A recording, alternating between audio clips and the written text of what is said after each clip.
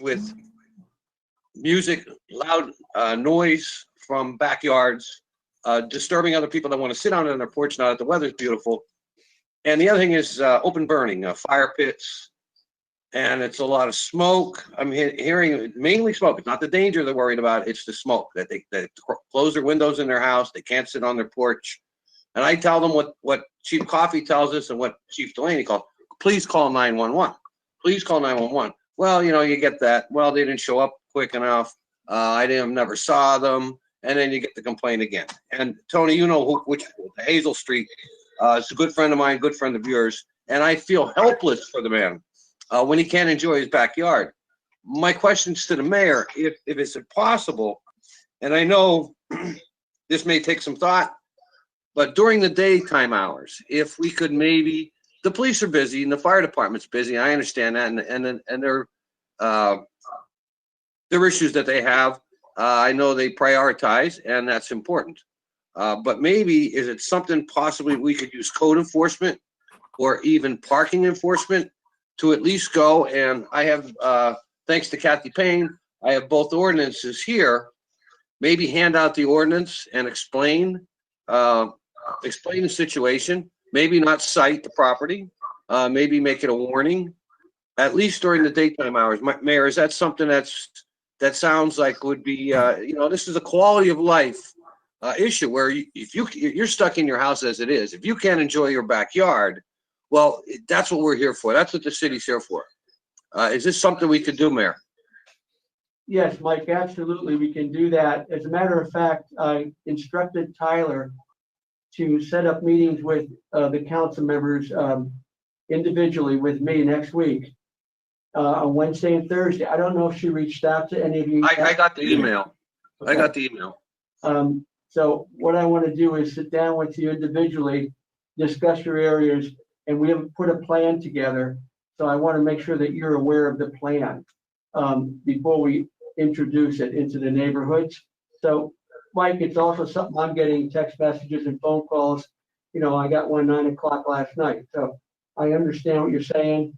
And we're going to be going over some information next week with each of the council members individually and let you know what plan we're putting together, making sure you're on board with it, and then we'll start initiating it. So it's something that's important to us also.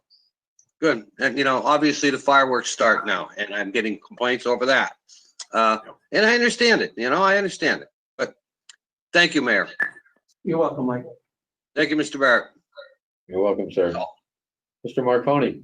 Yes, I do have a few for Charlie. I guess Butch isn't there today. Charlie, some storm drains on the corner of Matson Ave and Mill Street. All three are covered with leaves and debris. I was wondering if you can maybe send someone up there when they get a chance.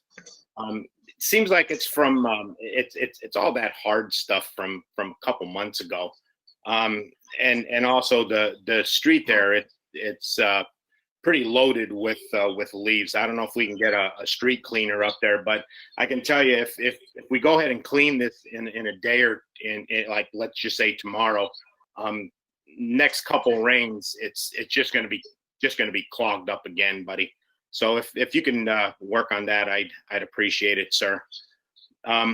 Also, Charlie, there's garbage back on the access road. I can send you an email on more information on that if you will.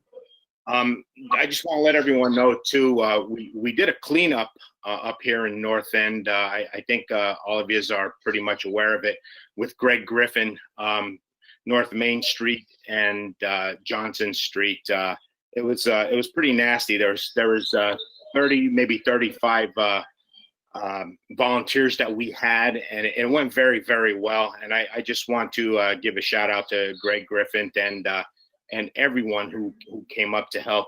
We had people as far as drums coming up. One other thing too, I just think South Main Street, great job on that to the mayor and the administration. Hope you can help me with some of these, Charlie. Yes, I'll get that to you tomorrow. Give me an email on the garbage access road, and I'll talk to Butch on both. Also, just for council's update, my understanding is that, we should be getting that big leaf machine. You guys authorized the purchase, I think with liquid fuels money, if I remember correctly, so far back, about probably in January, February. I think we're taking delivery, mid to late June. So that should really help out a lot with a lot of these situations. And Councilman, also, we don't have a street sweeper. We've been utilizing One Valley Sanitary Authority's help to do that. So we're gonna reach out to the Sanitary Authority again to see if they can help us with the street sweeping. We don't have a machine right now to use. So we're at the mercy of the Sanitary Authority, and we're gonna be reaching out to them again, asking them who wants to put a couple on the street for us. Thank you both, gentlemen. That is all I have, Mr. Chairman. Thank you, sir. Mrs. Gilbert Frye. Yeah, a few things, so just bear with me here. I've been reporting the same properties over the last almost 5 years. It's the same repeat properties that we report every summer for high grass and weeds. I'm sure everyone else experiences the same thing. They get cleaned up and then I'm reporting them again a month later. So my question is to the administration, is there a way that we can streamline this and have code enforcement keep a record of these properties and revisit them every month in an effort to help keep the city clean? I think that might help to be a little bit more proactive rather than reactive, since we do tend to report the same properties over and over again. I'll let you answer that because I have a couple more questions. Council, we are citing properties. The problem is we're not able to go before the magistrate at this time. For Tim and Maureen, when we do start the hearings, they are going to be inundated because we have an awful lot of citations. Is that right, Tim? Yeah. So Attorney Henry and Attorney Collins will be going to these magistrate hearings. So what I'm trying to say is we have a lot of citations that will be heard before the magistrates for a lot of these properties, Mr. McBride, and that's how you get the attention of these property owners, is by making sure that due process is followed. We're going to do that, and we are going to making sure that these citations are actually heard before our magistrates when they open. They're not doing that right now, but I'm wishing that they will soon so that we can start initiating the process. And it's a lot of the properties that you've been reporting. We have been citing them. Right. We have been issuing citations, so we're just waiting for the opportunity to exercise those citations before a district magistrate. Okay, sounds good. And then can you just provide a brief update on the budget, how it's looking for the year? And I have a couple more specific questions. Are nonprofits still providing their budgeted pilot amounts for the year? And what about permit fees for some of the larger projects that we were hoping for? Did those still look promising? It's like an overall view of how everything looks, because I know it kind of got a little bit sidetracked this year with everything going on. So sure. We project a loss of revenue due to the COVID virus. At times I've projected between $3 and $5 million. We really don't know the dimensions yet because we haven't gotten all the data information in yet. Okay, but naturally when you don't have the mercantile taxes coming in and the permit fees for the large construction projects that we were counting on when we put the budget together. So I'm just projecting. We're also looking for help from the state. I've written letters to the governor's office. I've spoken to the governor's office, asking them for some help as far as making us whole, or at least partly whole, for the revenue losses that we're going to be seeing during the year. There is money available. I don't know how much we'll get, or if we'll get it, or when we'll get it. We are in communication with the governors. Can you guys hear me okay? Because I'm kind of muffled here. Can you hear me okay? yes. Yes. Okay, good. Anyway, I'm waiting to hear from the governor's office to see if we'll be getting some of that relief monies. I get a daily cash balance every single day from Brick Kittrick, and I know how much money we have to run the city. I do have some good news for you. The Spear project is ongoing. I believe Mr. Brooks and Larry Newman are meeting with them, and they're gonna talk about some of the historical values to that. But they pulled permits for demolition and further work on that project. So that is gonna be happening in the June timeframe. You'll see some work being done there. Okay, good. The project, the concept is a go. We're waiting for that to start initiating again. And also, as you may have seen going down South Main Street, we have the Geisinger project going on. We're building a brand new building next to the Planter's Peanut Shop. That's another revenue source that we have coming in. Also, we have in the Midtown Village, Geisinger is putting a 65 forward, which is another investment into the city. So these are things that are starting to come to fruition now that were on hold because of the COVID virus. So now some of those monies that we were counting on are going to start coming in. Okay, we have initiated a waiver so that, as you can see throughout the city, utility companies are actually working, putting in a lot of the work that they had planned to do. That's another permit fee source and road cut fees. So we are starting to generate more of the fees that we were counting on. So this is right. The initial projection may not be as bad as I thought it was going to be. We won't know that until we see, a little bit further down the road. But I do get a cash balance every day, and we have the monies to keep the services going. Now, another problem we have is our garbage, our recyclables, our leaves and other waste products that come from the leaves and the trees and limbs and stuff like that. They're up by 20% over the norm, which means our tipping fees are up more, which means that we have to use more overtime when people want to take it to try to clean up the neighborhood. So we have gotten some people calling saying, my refuse wasn't picked up, my recyclables. We're working on that. It's just that we never expected a 20% increase in those collections. And I guess because people are home, they're doing more work around the house, so it's hitting us hard because we're labor loaded to pick up a normal collection. And now we're utilizing more overtime to pick up the extra 20%. So you have to bear with us. We are going to be picking everything up. If any of your constituents call you, please let them know that we are working on it. Some have been missed. We know that. We're trying to go back and get them. But with this amount of trash, recyclables, and yard waste, it's just an overpowering amount of money that we're spending right now. But I'm confident that we're going to, we're addressing everything, Mrs. McBride. And I can't give you a dollar amount yet. What was short, I had an idea in my mind, but that was when everything was shut down.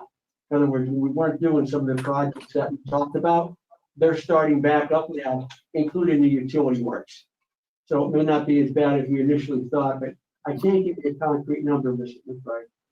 Okay, no, that's fine. I just wanted a general update, that's all. Last question in that same vein. Are we planning on hiring any summer help? Yes, we are. We actually have a posting on our city website.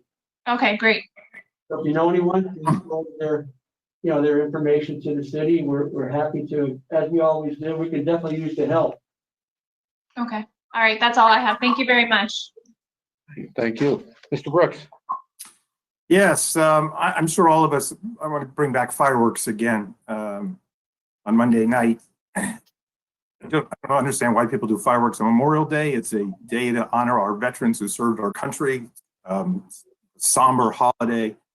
But what really bothers me so much is the, insensitivity of people who shoot off fireworks, knowing full well that there can be present-day veterans living next door to them in their neighborhood who can possibly suffer from PTSD. And then also our dogs. I know so many people who dogs go absolutely crazy. I have 3 dogs, one goes crazy, the other 2 don't. And boy, does it break your heart to see what happens to your dog during these fireworks. So I had a long conversation with the chief. He told me some of the strategies that he'll be using through July 4th. I have nothing against fireworks on July 4th. I'll be clear about that. It's just these midweek random weekends. I know it's violating our laws. I understand it's extremely difficult to catch someone in the act of it. But the chief told me he's got a strategy, and I certainly support him and hope it all works. I just stress to people, anyone who's listening to us right now, just about a veteran with PTSD and animals in the neighborhood. It's just awful to the dogs. I have two questions. One question is about parking meters. I got a question today. Is our temporary policy for free parking in front of a restaurant that is doing takeout, is that still in effect? Do you want to ask the other question, Tony, or should I just answer one at a time? You want to do it? Yeah, just answer that one. That's still in effect. The idea was pull up, pick up your food, and leave. What we're seeing is people taking advantage of that and actually parking there all day. That's not the idea of rescinding the parking meters. It was to help the businesses out. People come up, like I said, or delivery services and so forth. Maybe they use one of these Grubhubs or something like that. They pick the food up and they leave. That's the intention. But if we see that people are parking there all day and taking advantage of it, that's where, if you see tickets being issued, that might be the complaints you might be getting. But the process that we started, yes, that's still in effect. Okay, no, good. That's that on. And then the third question is You're cutting out a little. very to a law enforcement office, very somber. I know many of you know I'm married, sir, in Minneapolis. Do we still have a connection? And we do now. Okay, we lost it there for a minute. Everyone hear me? Try it again, Tony. Oh, yeah, something happened. All right. Great. I think many of you know that I'm married to a law enforcement officer, and both of us have been so traumatized and disgusted about what happened to George Floyd in Minneapolis.